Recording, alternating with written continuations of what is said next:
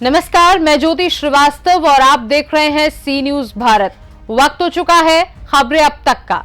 आज खबरें अब तक में बात होगी प्रयागराज के कुंभ में नागा साधुओं के रहस्य की, इंडिया गठबंधन में ममता बनर्जी की फिल्म में केजरीवाल के क्लाइमैक्स की और कार से पॉपकॉर्न तक जीएसटी के फैसलों पर लोगों में फैले कंफ्यूजन की।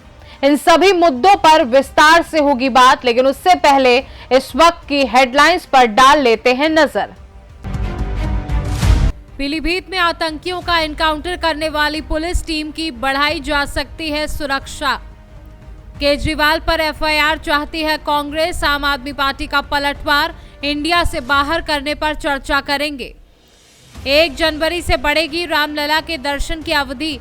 महाकुंभ से आने वाले श्रद्धालुओं की संख्या भी बढ़ेगी। चुनाव आयोग ने जारी किए लोकसभा चुनाव के आंकड़े, बताया अन्य लोकतंत्रों के मुकाबले अभूतपूर्व। कांग्रेस अधिवेशन में भारत का गलत नक्शा, भाजपा का आरोप पूरा कश्मीर नहीं दिखाया, ये तुष्टीकरण की राजनीति।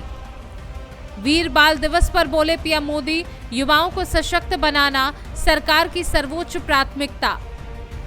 बीपीएससी छात्रों पर लाठीचार्ज को लेकर तमतमा गए लालू यादव, प्रियंका ने भी साधा नीतीश सरकार पर निशाना। दावा, रशिया ने मार गिराया अजरबैजान का प्लेन, 42 लोगों की मौत। एयरलाइंस क्रैश मामले में होश उड़ाने वाला खुलासा हुआ। भारत 2035 तक तेल की वैश्विक मांग बढ़ाएगा, आईईए की रिपोर्ट में दावा। शेयर बाजार में उतार चढ़ाव के बाद सपाट क्लोजिंग, सेंसेक्स 78,472 और निफ्टी 23,750 पर थमा। हेडलाइंस के बाद आपका स्वागत है। रुक करते हैं खास रिपोर्ट्स की ओर। प्रयागराज संगम का नजारा कुछ खास ही होने वाला है। 13 जनवरी से महाकुंभ शुरू होने वाला है और संगम तट पर जो दृश्य बनने वाला है वो किसी सपने जैसा होगा। तंबू, नागा साधुओं का रेला, चिलम सुलगाते बाबा और जटाओं को लहराते संत जब संगम में डुबकी लगाएंगे तो वहां का माहौल कुछ अलग ही होगा। दुनिया भर से लोग इस अद्भुत धार्मिक मेले का हिस्सा बनने के लिए यहां आते हैं। लेकिन क्या आपने कभी सोचा है कि ये लाखों नागा साधु आखिर आते कहां से हैं और जब मेला खत्म होता है तो ये कहां चले जाते हैं? 45 दिन तक चलने वाले इस पर्व में संगम तट पर एक अलग ही दुनिया बस जाती है। लेकिन क्या आपको नहीं लगता कि ये नागा साधु इतने सारे कहां से आते हैं? दरअसल नागा साधुओं का जीवन बड़ा रहस्यमय होता है। ये साधु गुमनाम रहते हैं, अपनी पहचान छुपाकर उत्तराखंड, हिमाचल, गुजरात की गुफाओं और जंगलों में इनका जीवन बीतता है। वे सालों तक गुफाओं में तपस्या करते हैं और फिर बड़े मेलों में जैसे कुंभ आते हैं। उनका जीवन बेहद साधारण होता है, पर उनमें एक गहरी शांति और शक्ति होती है। नागा साधु भिक्षा मांगकर अपना जीवन चलाते हैं। वो सिर्फ 7 घरों से भिक्षा ले सकते हैं और जो भी खाना मिले उसे बिना किसी शिकायत के ग्रहण करते हैं। वे कभी पलंग या खाट पर नहीं सोते। उनका जीवन पूरी तरह से तपस्या और साधना में डूबा रहता है। वहीं कुंभ के मेले में इन साधुओं का आना कोई साधारण बात नहीं होती। ये साधु अपने जीवन के साधारण तरीके से एक बड़ी प्रेरणा देते हैं। जब आप संगम तट पर इन साधुओं को देखेंगे तो आपको महसूस होगा कि इनकी तपस्या, भक्ति और साधना में एक ऐसी शक्ति छुपी है जो शब्दों से नहीं बल्कि इनके कर्मों से महसूस की जा सकती है। इतना ही नहीं, एक और खास चीज महाकुंभ में देखने को मिलेगी। इस महाकुंभ में कुल 6 शाही स्नान होंगे। हम अक्सर नागा साधुओं के शाही स्नान के बारे में सुनते हैं, लेकिन क्या आप जानते हैं कि महाकुंभ में महिला नागा साधु भी हिस्सा लेती हैं?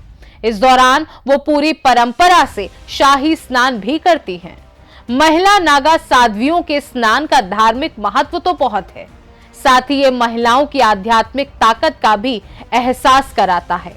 महाकुंभ में महिला नागा साध्वियों के होने से समाज को बड़ा संदेश जाता है। इससे साफ हो जाता है कि जितना पुरुष भगवान की भक्ति, साधना और त्याग कर सकते हैं, उतना ही या उससे भी अधिक महिलाएं भी भक्ति, साधना और त्याग कर सकती हैं। देखा जाए तो जब महाकुंभ का मेला संगम तट पर सजेगा तो वह सिर्फ एक धार्मिक उत्सव नहीं बल्कि एक अद्भुत जीवन यात्रा का सबूत बनेगा। नागा साधुओं का जीवन जो तपस्या और साधना से भरा होता है हमें यह सिखाता है कि शांति और शक्ति केवल बाहरी दुनिया से नहीं बल्कि अपनी आत्मा की गहराई से मिलती है। फिलहाल इसी के साथ रुक करेंगे हमारी अगली रिपोर्ट की ओर। सियासत के तूफानी समंदर में एक सवाल गूंज रहा है, इंडिया गठबंधन में किसकी चलेगी? कांग्रेस का नेतृत्व अब महज एक दिखावा सा लग रहा है और ममता बनर्जी ने ऐसा खेल शुरू किया है जिससे कांग्रेस की नींव तक हिल सकती है। ममता की सियासी चाल ने राहुल गांधी और उनके खेमे को घेर लिया है और दिल्ली से लेकर कोलकाता तक इस बदलाव की गूंज सुनाई दे रही है। ममता बनर्जी ने जिस तरह से कोलकाता से इंडिया गठबंधन की कमान अपने हाथ में लेने की बात कही वह राहुल गांधी के लिए किसी ऐतिहासिक झटके से कम नहीं। कांग्रेस को अब यह समझ में नहीं आ रहा कि ममता की ये गुगली किस दिशा में जाएगी। गठबंधन में अब ममता का दबदबा बढ़ता जा रहा है और उनके साथ खड़े हैं अखिलेश यादव, शरद पवार, लालू यादव और सबसे खास अरविंद केजरीवाल। ये सभी अब ममता के साथ मिलकर कांग्रेस की कमर तोड़ने की साजिश रच रहे हैं। अब बात दिल्ली की कर ले, जहां कांग्रेस और आम आदमी पार्टी के बीच की खाई अब खौफनाक खाई बन चुकी है। कांग्रेस और आप के बीच तलवारें खिंची हुई हैं और अब दोनों एक दूसरे पर आरोप प्रत्यारोप की झड़ी लगा रहे हैं। लेकिन आम आदमी पार्टी ने जो किया वह एक धमाके जैसा है। उसने सीधे कांग्रेस को इंडिया गठबंधन से बाहर करने की मांग कर दी। आतिशी और संजय सिंह ने कांग्रेस पर बेशर्मी से आरोप लगाए कि वो भाजपा से सांठ-गांठ कर रही है।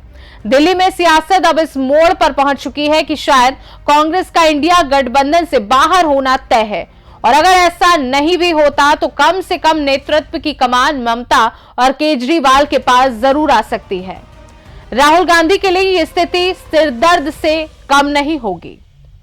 देखा जाए तो कांग्रेस की अब तक की रणनीति यही रही कि वह दिल्ली में भाजपा के खिलाफ फ्रंट फुट पर रहे, लेकिन अब जब अरविंद केजरीवाल और ममता बनर्जी के पास अपने अपने तगड़े पत्ते हैं तो यह देखना दिलचस्प होगा कि राहुल गांधी अपने विरोधियों को मात दे पाते हैं या नहीं।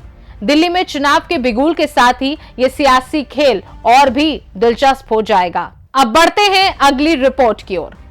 पॉपकॉर्न और सेकेंड हैंड कार पर जीएसटी को लेकर पिछले कुछ दिनों से सोशल मीडिया पर हंगामा मचा हुआ है।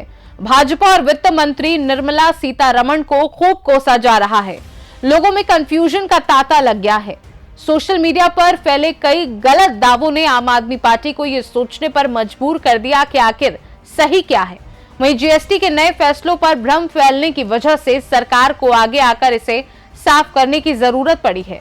आइए जानते हैं आखिर क्यों पॉपकॉर्न और सेकेंड हैंड कार पर जीएसटी को लेकर इतना हंगामा मचा है और सरकार ने इसे कैसे सही किया। सोशल मीडिया पर एक वीडियो वायरल हुआ जिसमें दावा किया गया कि अगर आप अपनी पुरानी कार बेचते हैं तो उस पर 18% जीएसटी लगेगा और ये जीएसटी आपके प्रॉफिट मार्जिन पर लगेगा। यानी अगर आपने 10 लाख रुपए की कार खरीदी और 3 लाख में बेची तो 7 लाख के मार्जिन पर टैक्स लगेगा। ये सुनकर तो सबके होश उड़ गए। लोग बोले कि पहले की कार बेचने में इतना घाटा हो जाता है, ऊपर से 18% जीएसटी तो लुटिया डुबो देगी। मगर इससे जुड़ी असली बात क्या है, चलिए बताते हैं। सरकार के मुताबिक असल में जीएसटी डीलर पर लगता है, ना कि विक्रेता पर। अगर आप अपनी पुरानी कार किसी दोस्त या रिश्तेदार को बेचते हैं तो कोई जीएसटी नहीं लगेगा, लेकिन अगर आप कार को डीलर को बेचते हैं तो डीलर को अपने प्रॉफिट पर जीएसटी देना होगा।